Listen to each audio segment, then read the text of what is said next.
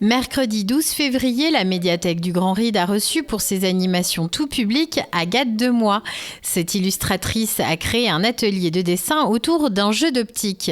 Elle s'inspire du livre qu'elle a imaginé avec Vincent Godot, Cache-Cacheville.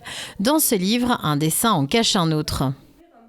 Alors le concept du livre, effectivement, c'est un dessin caché et ça, en fait, c'était pendant mes études en graphisme. J'expérimentais pas mal des effets visuels, des surprises visuelles et je me souvenais de cette technique de dessin rouge et bleu que j'avais vue en fait il y a des jeux de société, les mystères de Pékin qui utilisent cette technique mais juste pour une réponse à une enquête et donc avec Vincent Godot, on a eu l'envie d'utiliser cette technique, cet effet d'optique, mais dans un livre avec des grandes images à observer, en fait, où il y a plein de petits détails à voir avec cette technique.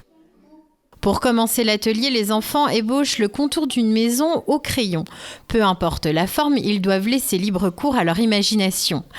L'étape suivante consiste à dessiner ce qui se passe à l'intérieur de la maison avec un feutre bleu clair.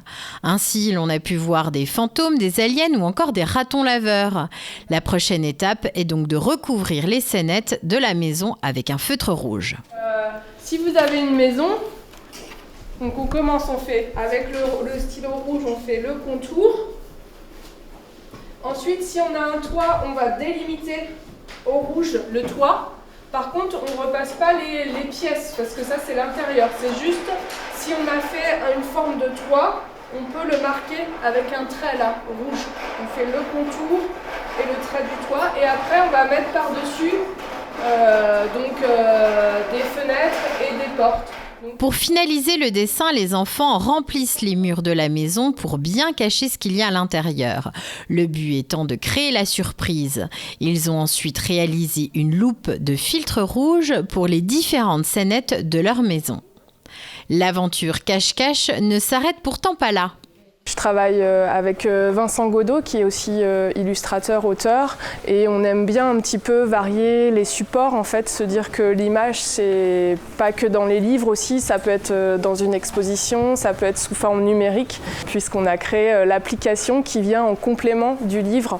C'est des images qui accompagnent une histoire avec un début, une fin. Là on a quelque chose de plus immersif où on rentre dans le dessin qui peut être animé.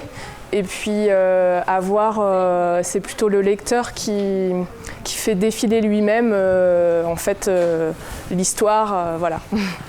Les médiathèques du Ride mettent à disposition les livres d'Agathe pour ceux qui seraient intéressés.